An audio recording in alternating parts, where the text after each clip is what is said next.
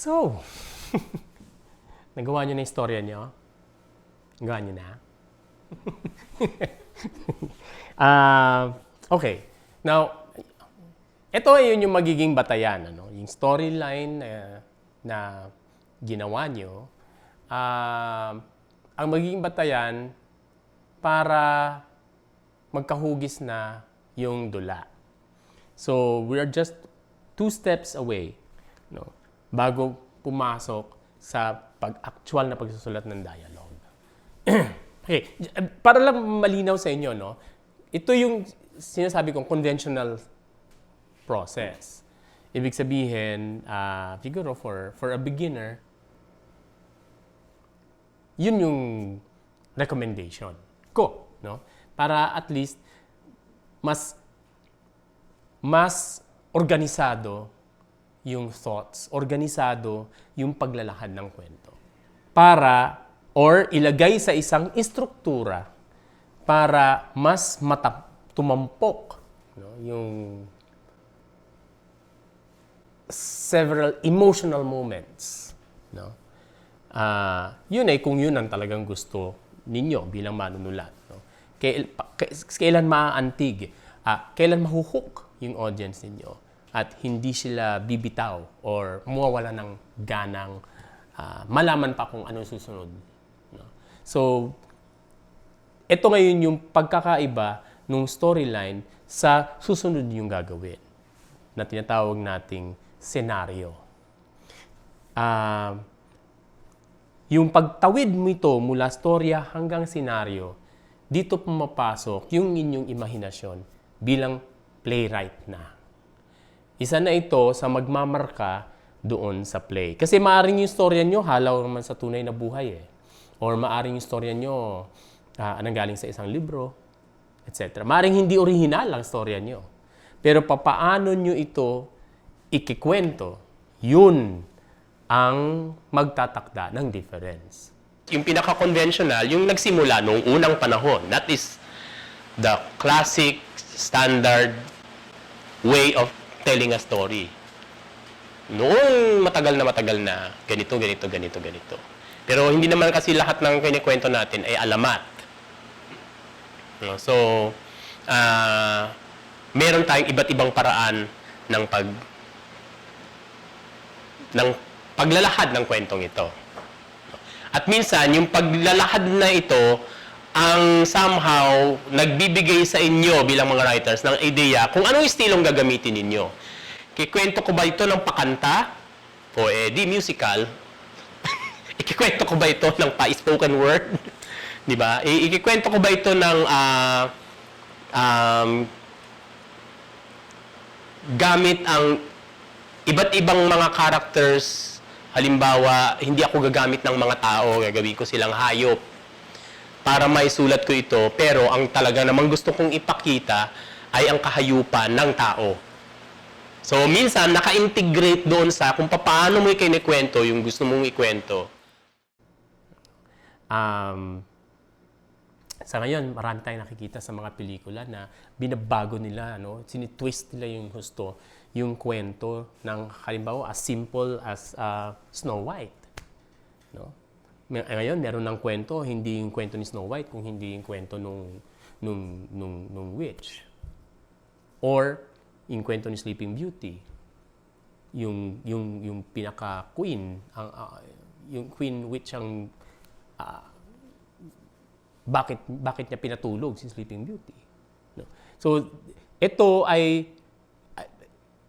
isang halimbawa ng paraan ng pag-twist ng ng punto de vista ng kwento. At kapag ginawa mo 'yon, binago mo na yung conventional structure ng kwento.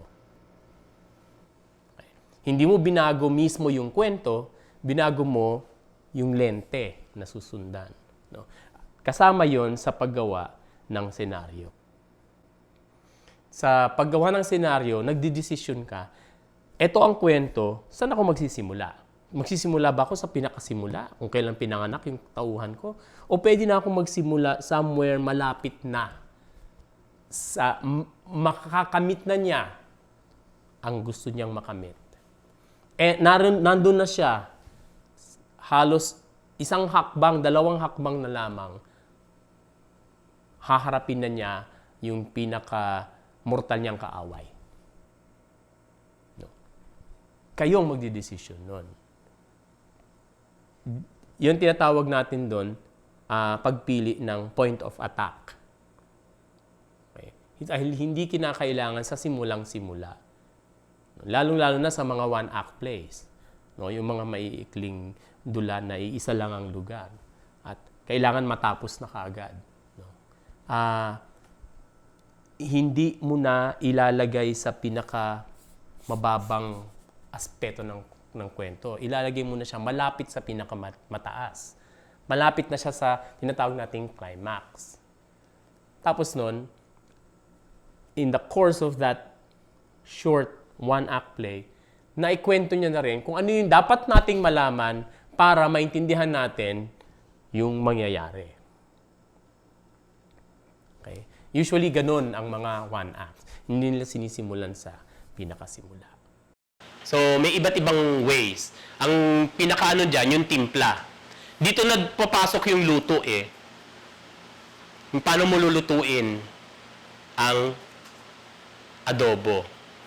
Ganon, di ba? Oo. At saka, at the same time, kahit na yung kare-kare, maraming paraan ng pagluluto. Ganon din. Kahit na yung recipe, di ba, ito pinakita sa'yo, may iba-ibang paraan para ilutuin ang isang bagay. Ganon din ang pagluto ng kwento. Okay?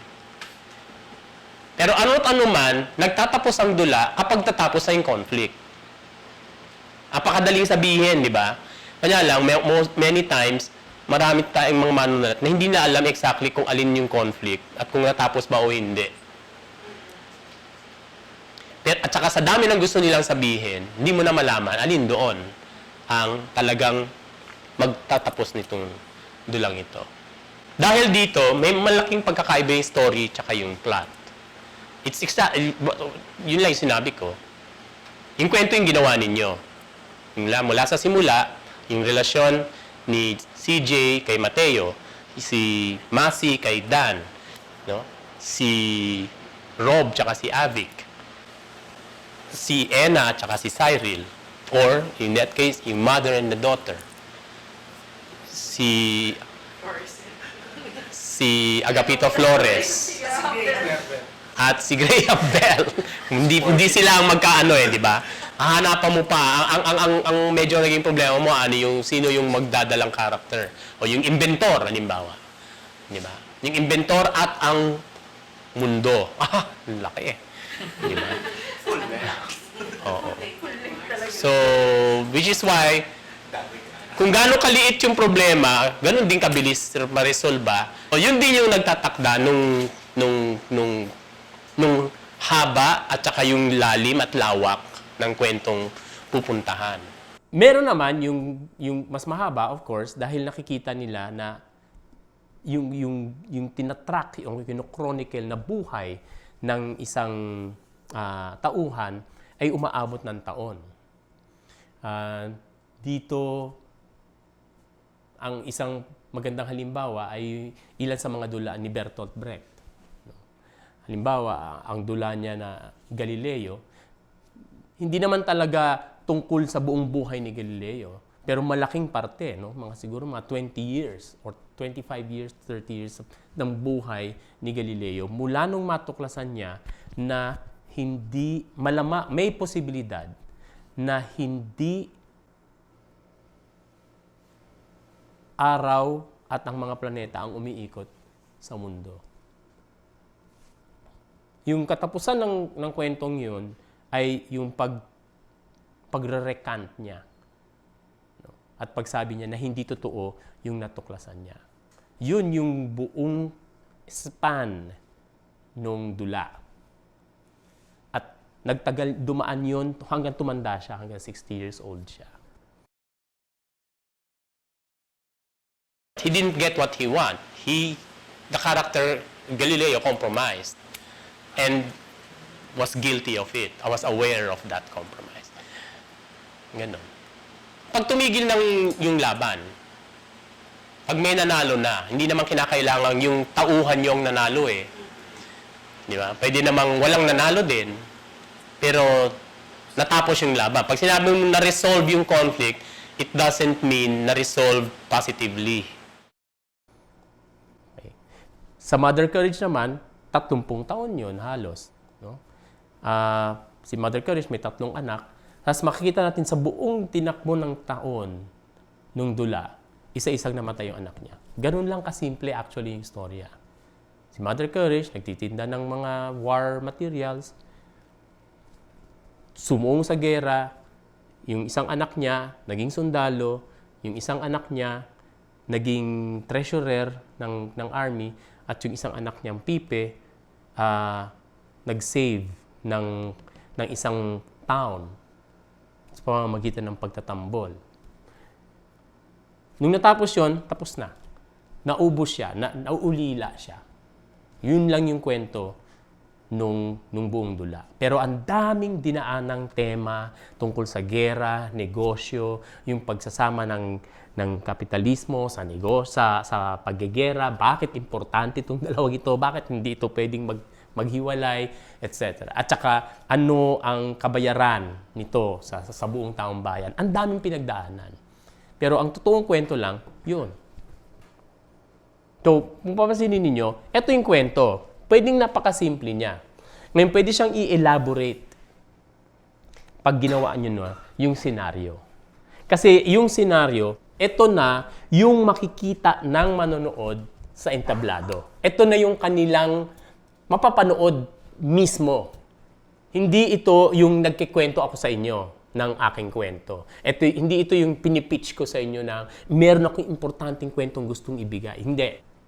Ito na yung, sige, maganda yung kwento, paano namin ito papanoorin? Doon lalabas yung galing nung playwright. Kung sa inyo yung kwento, so, swerte kayo, meron kayong magandang kwento. pero papaano mo ito ikikwento? Doon pumapasok yung pagiging mandudula.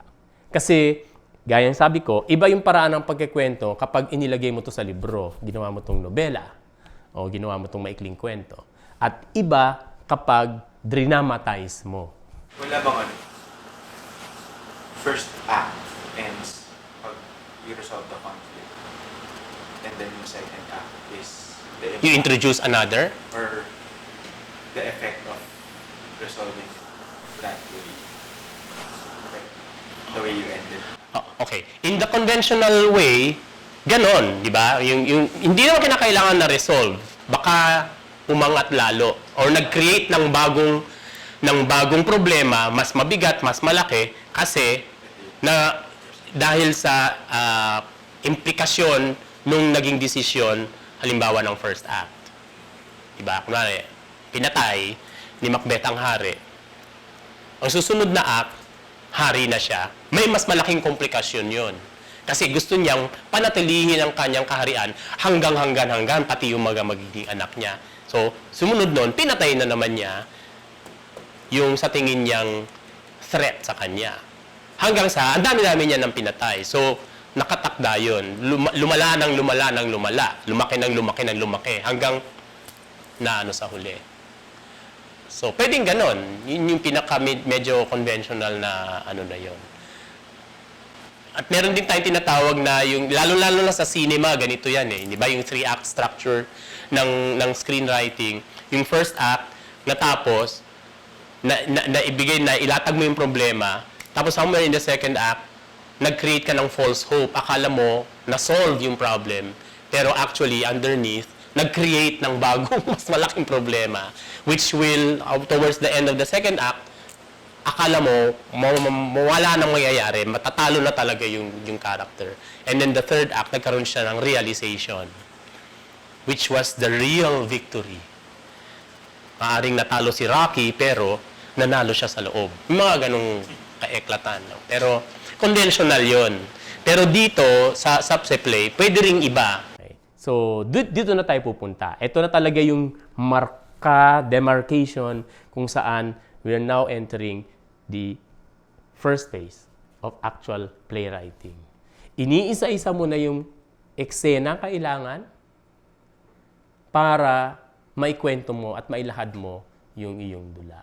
Maipakilala mo yung tauhan at iba pang mga tauhan, mailahad mo yung obstacle, kailan ito papasok, yung right timing nito kung kailan papasok, importante.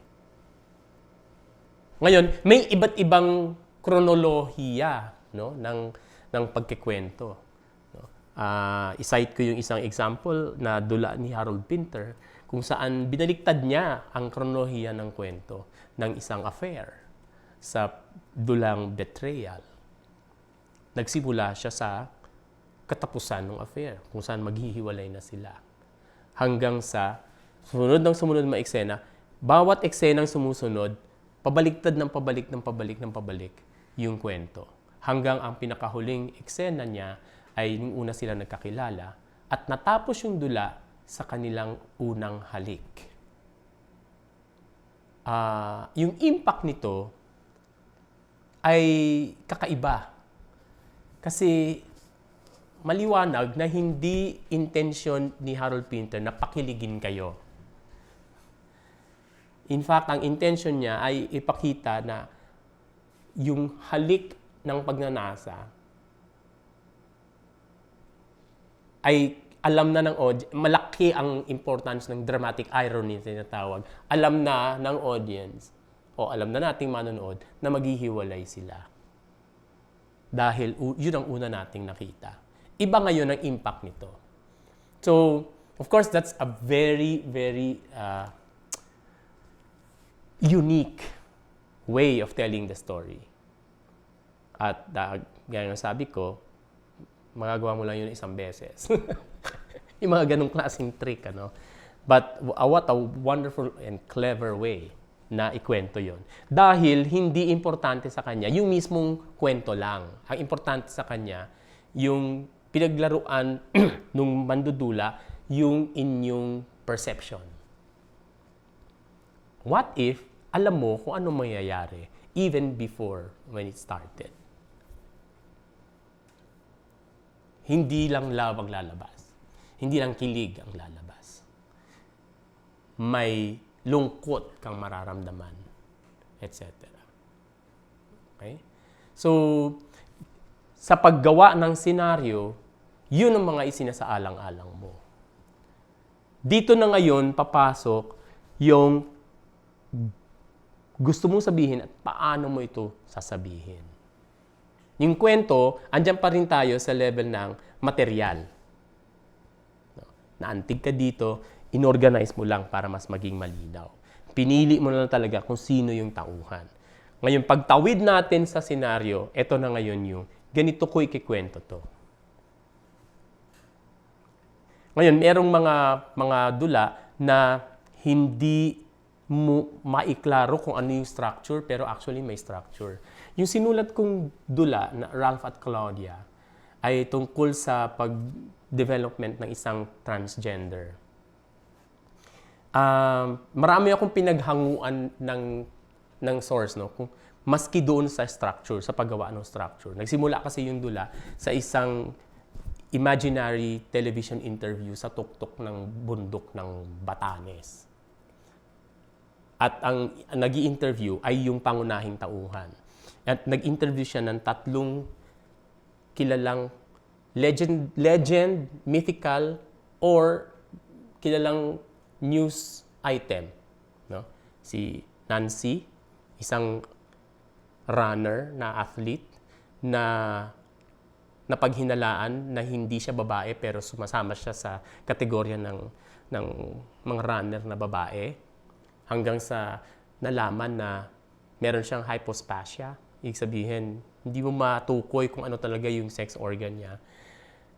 But then, nag-decide yung committee na lalaki siya and so therefore, na-disqualify siya. Yung isa naman, galing sa isang pelikula ng Kung Fu na isang lalaki na dahil sa gusto niya talagang maging siyang pinakamagaling na Kung Fu master, ang ano pala noon, ang kabayaran pala noon ay dapat ialay niya yung sarili niyang genitals at magiging babae siya. No? Isang Chinese Kung Fu movie ito. At yun yung pinili ko isang karakter. Pangatlo, isang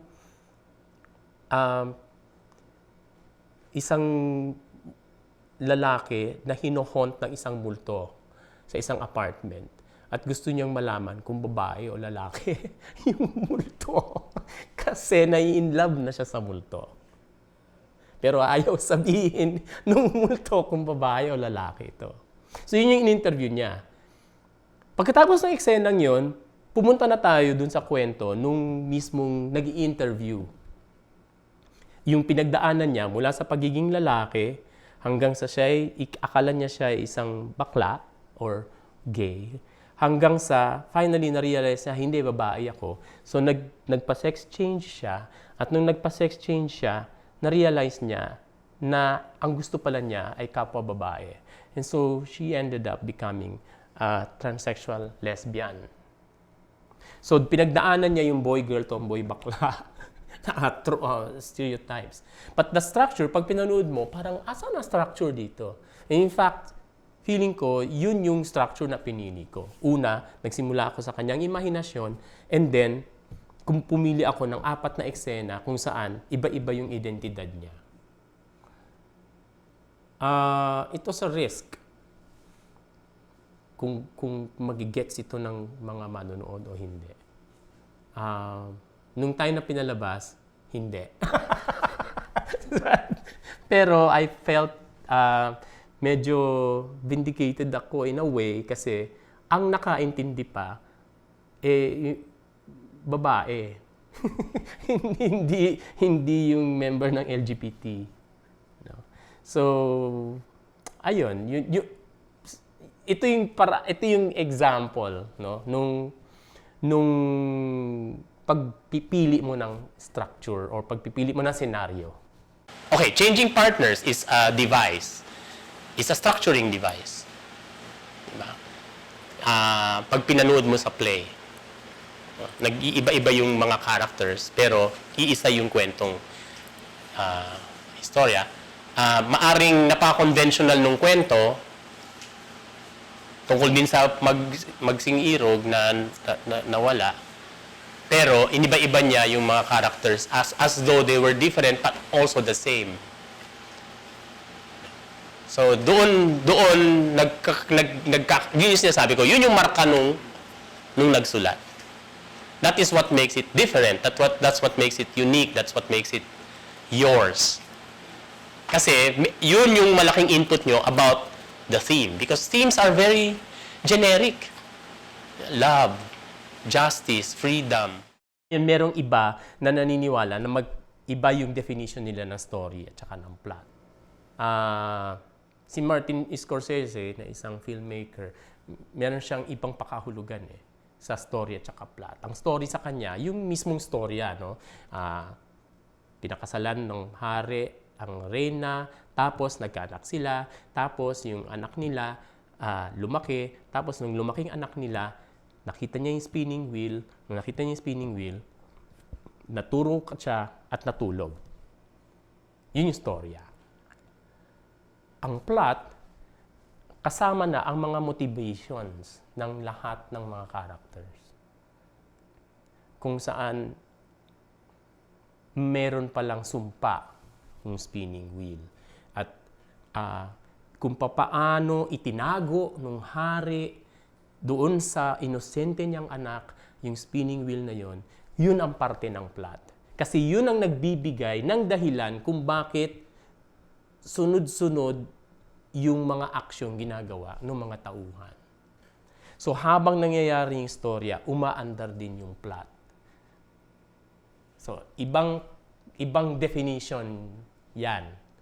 Okay? Na pag inisip mo, valid din naman. Ako para sa akin, importante yun Kasi naihiwalay mo yung naibabalanse mo, no? Baka masyadong puro plot, puro isip, puro motivation, puro ano lang ng character. It has got something to do with what I said previous sessions before na yung kapag nagmumuni yung character, lumalalim. At saka kapag meron na siyang actual na ginagawa. Okay. Baka yun yung parallel dun sa definition ng story at saka plot. So, ang dula, maaring isang eksena lang. Pero 2 hours. Pwedeng ganon, di ba? Or, maaring maraming eksena. Lalo na ngayon, ang mga modern minsan, sabay na eksena ang So, split scenes, yung tinatawag, na maaring nakuha nila sa cinema. Kasi nung panahon naman nung una, wala namang ganun eh. So, marami silang may mga nakuha rin silang ilang mga devices na nagawa o naging posible sa pelikula. Halimbawa, yung flashback. Diba? Nung bago mag-cinema, wala akong alam na play na gumagamit ng flashback. Laging pakwento ang nakaraan. Pero dahil nga sa nagkaroon ng flashback, ayun, nagawa na ni Arthur Miller ang Death of a Salesman. Maaring mali ako, no? Pero parang ganun eh. So, yung mga ibang cinematic devices na nag-carry over sa kwan. So, yun. Yung pagkaka-divide into acts ay di ko alam kung kailan nagsimula. No? Pero,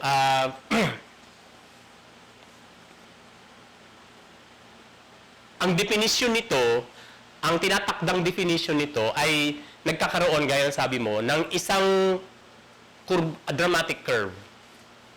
No? Na merong hindi na-resolve, kung hindi may pangyayaring nabuo na medyo malaki. Na hindi pwedeng nagawa sa pamamagitan ng mga ilang eksena. Okay? Tapos nun, yung susunod na act, maaring nagsimula ulit ng, kunwari ito, tumaas, ano? Tapos nun, namatay yung hari. Anong mangyayari pagkatapos namatay yung hari? Ito na, pinatay yung nakakaalam ng sikreto ni Macbeth. Sumunod nun, pinapatay niya na lahat ng mga pwedeng maging sagka sa kanyang pagiging hari at pananatiling hari. So hindi na lang yung hari ang pinatay niya, pati yung mga anak ng hari gusto niyang patayin, pinahanap na niya. So mga ganon, di ba? So palaki ng palaki. So ganun yun yung nagtatakda, dito matatapos yung act na ito, dito matatapos yung act. In fact, I think yung mga plays ni Shakespeare, hindi naman siya, nung sinulat ni Shakespeare, hindi naman siya nakalagay sa acts. So a lot of that was done by scholars and directors and ganito. Nagkaisa sila, dito matatapos yung act na yun. Kasi pag titingnan mo yung script ni Macbeth, tanggalin mo yung act breaks, dire-diretso siya, scene. Scenes lang ng scene. Minsan nga, ikli-ikli, wala pa isang page. Diba? When shall we meet again? In thunder, lightning, or in rain? Macbeth, go, took. Tapos, sunod na. Si Macbeth na. So iba, minsan ang haba-haba. Minsan ganon. Ganon din yung mga eksena ni Brecht, halimbawa. Hindi siya naka-act break. Mas naging importante ang acts, lalong-lalo na, nung nagkaroon ng concept, lalo ng enlightenment, nung time na yun, nagkaroon ng concept ng unity of time, space, and action. Kaya yung one act na yun, parang kang nanonood ng play, nahuli mo sila sa eksena from this particular time hanggang doon. Hanggang natapos. So, merong ilusyon ng real time. Yeah, parang kaya tinatawag yung fourth wall, hindi ba? Kasi parang sumilip lang yung audience, naabutan nila, bukas yung pinto, pumasok, magpapakasal na si ganito. Okay. Hanggang natapos. Naghiwalay. Pero, dun lang sa eksenang yon. Pag dinagdagan mo yun ng komplikasyon, magkakaroon ng second act. Pag dinagdagan mo ng isa pa, third act. Hanggang 5 siguro. 5 ang alam kong pinakamarami for that, Ang master niyan, of course, si Chekhov. No? Isang eksena, isang pangyayari, isang yugto. Kaya may yugto. Tapos sa susunod na eksena, isang yugto ulit. Now, medyo maano yun, ano? Medyo may disiplina kang gagawin doon. Kasi pipiliin mo yung lahat ng mga dramatic elements na maipapasok mo ng disimulado, pero at the same time, mapupush mo yung kwento.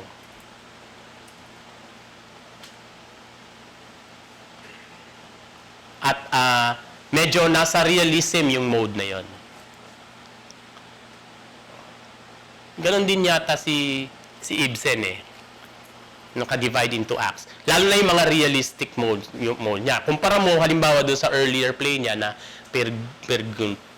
Ay, ito kung saan katutak na eksena yun na kung ano-anong pinuntahan ng iba, nung character, kung saan nagpunta, etc. Ang dami-daming eksena. Minsan ang gulo-gulo na, ang dami-daming characters. Parang ganon. Okay? Si Neil Simon ba ganon? Per act, per ano rin. Ganon. It requires a particular discipline sa pagsulat ng ganon. Hindi ganon kadali yun. Dahil una, ang pagsimula noon, pipili ka ng point of attack. Anong pinakamagandang start ng kwento? Nandun ka na sa high point? May sumisigaw na babae sa likod? Para pagpasok, introduce mo kagad yung conflict? O magsisimula ka ng nagbubukas ng kurtina ang katulong? isang napaka-corning device yun. Nagbubukas ng kurtina ng katulong, may dumating na isa pang katulong. Huy, alam ba yung nangyari kagabi? Oo, si Kuya, ganito. Ini-introduce ng mga minor characters ang main character. Tamang ayan na siya. Pasok si ano. Oh, at least, he will be saved from explaining the conflict. Kasi may mga chismosa na mag-explain para sa audience. So, mga iba-ibang mga realistic devices yon na ginagamit ng kahit na sinong writer. Of course, dahil sa dami ng beses na ginawa, nagiging cliché na. Sa musical, ang simula, of course, isang kanta. Magandang umaga! Dito sa bayan! Ang ganda-ganda ng bayan! O, diba? Ganun lang Beauty and the Beast. Oo. Tapos nun, may mga certain nagiging medyo, kumbaga parang standard na. No? And the second song for any musical will have to be the wish. The dream of the character. Diba? Si Little Mermaid, part of that world. No? Si Beauty and the Beast, ganun din. Diba? So, may mga certain standard na ginagawa na pwede namang baliin ng writer at your own risk. Diba? So, ganun yung pag-divide natin ng mga eksena.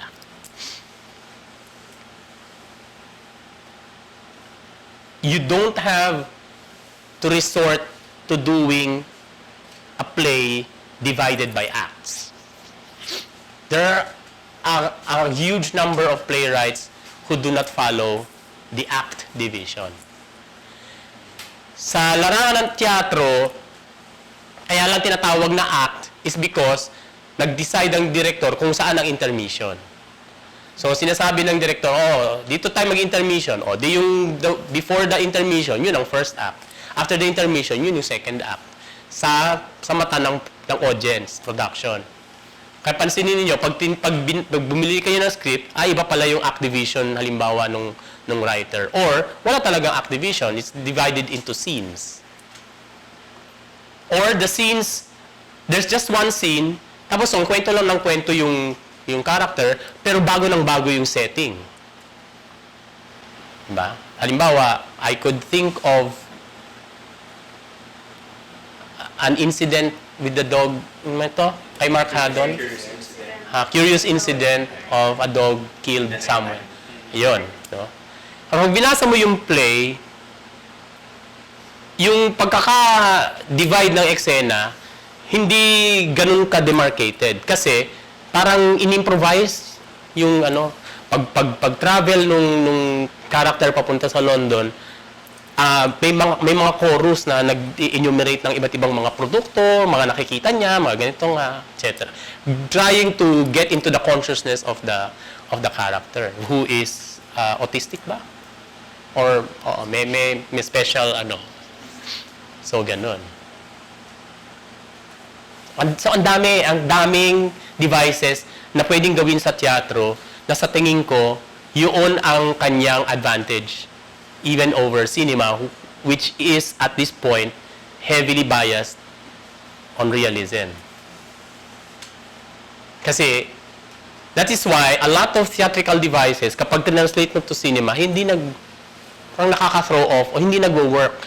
Kasi pag pumapasok tayo ng movie house, somehow meron tayong assumption and expectation that the logic of cinema will have to be realistic. Whether it's a Marvel superhero or a Star Wars, kailangan yung logic niya realist. Hindi ko alam kung bakit nagkaganon. Samantalang ang simula naman ng cinema ay, Diyos ko, fantasya. Diba? Si Cabinet of Dr. Caligari. Diba? Iba-iba eh. In fact, napaka-expressionist nung Pero sa teatro, ang daming devices na pwedeng gawin kung saan nagme-meld ang realism at saka fantasy. Why do people suddenly burst into song? That's why, di ba, nakakagulat pag hindi ka sanay, manunod ka ng larawan. Ay, ba't sila kumakanta? Ano yan? It takes a while for you to get used to it. Di ba? Parang ganon. Kasi, again, sa teatro, pag kumanta yung character, okay, natural lang. Parang hindi ka naman na-bother. Di ba? Parang ganon. At saka, aware ka sa artifice. No? Pag nilagay mo naman sa cinema yung artifice, it takes a while for you to get used to it. Sa Filipino plays, may usual ba? Or as in yung sa mga sinusulat ng mga Filipinos? Ano? Common. Ano yung mga common? Hindi, ang history ng Philippine, even sa contemporary theater, ma-varied. Sobrang varied. Nagkakaroon na lang ng kasi, siguro dahil Virgin Love Fest lang yung kaya tendency mo parang nandun sa mode na yon na one act. Di ba? Parang ganon. Pero sa history ng Philippine contemporary modern theater, varied. Lalo na yung traditional theater, hindi talaga sila divided into acts kasi, Diyos ko, minsan, araw ang duration ng play. Sinakulo is what? 1 week? Magsisimula ka sa Genesis, matatapos ka sa Assumption, o baka mga Final Judgment pa kung sinisipag yung di ba? Traditional theater is so much more, mas marami pang mga, at saka ang dami-dami pa nilang dinadagdag na wala naman sa Bible. So, ito, ang contemporary utilizes a lot of other sources and kwan. So, hindi ganun ka, Realism, of course, has its own timeline. Nagkaroon ng a semblance of realism happened when the Zarzuela came in. And to think Zarzuela is still song and di ba? Doon lang nagkaroon ng parang, they're talking about people. They're not talking about Romans, Jews, Jesus Christ, or the Albanians and the Middle Ages, mga ganon. Ito, mga ordinaryong taong Pilipinong nagsasabong, mga ganon, di ba? So, dun sa kasaysayan ng Pilipinas, medyo dun nagsimula yung parang, they're reflecting, at least, I can relate to them with regards to my ordinary life. Parang ganun. So, ito na ang gagawin nyo. Gagawa kayo ng senaryo. Ano ba yung senaryo? Ito na ngayon, yung mismong dula na nakikita ninyo, hindi na siya storya lang, Kung hindi, yung dula na nakikita ninyo or nai-imagine ninyo being played on stage. So you are now describing the scenes of your play. If it's a one-scene play, you're describing what is happening from the beginning of the scene hanggang natapos yung eksena. Kung one act yun, di yun. Kung ano yung tatakbuhin. No? Pumasok si nanay, nakita niya ang kanyang anak na nakatulala sa harap ng isang pinggang may itlog at bacon. Nagtanong si nanay, hindi sumasagot yung anak.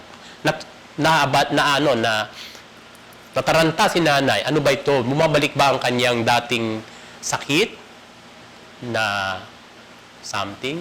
Ininom ba niya ang kanyang gamot? Mga ganyan, di ba? So, dinidescribe mo yon nang hindi kinakailangang in dialogue form. Kung hindi, you're describing the scene para maging klaro sa'yo kung kailan mo ipapasok yung iba't ibang impormasyon ng kwento mo along the way. Ano yung magti-trigger ng pagpasok ng iba't ibang mga komplikasyon dun sa storya. Eksena 1, anong mangyayari? Kumbaga, parang i-describe ninyo dyan kung ano yung nakikita nyong nangyayari sa entablado kapag pinapalabas na itong play na sinusulat nyo. From beginning hanggang ending. It's not the chronology of the story. It's the chronology of the play. What happens next? What do you want the audience to see at what point? Diyan pumapasok yung control ninyo sa pagsiwalat ng kwento. Lalo-lalo na kung ang hilig-hilig nyo mag-create ng reveal, di ba? Or ng punch or ng twist. Pag hindi nyo yun na-develop ng tama, pag nag-twist kayong ganun, supot. Kasi hindi mo nilatag ng tama. The scenario can help you do that. And you can revise the scenario in the course of writing it before you embark on writing the draft. Ito rin ang nagsasabi sa inyo or naglalong mas nagpapatunay sa inyo kung ano yung quality ng character. Even without the dialogue, we realize what kind of character you have because of what he does. Yun pa ang susunod na pinaka-importanteng dahilan kung bakit kayo gumagawa ng senaryo. Dahil napipilitan kayong gumawa ng sitwasyon kung saan may papakita ng character yung kanyang personalidad nang hindi niya sinasabi.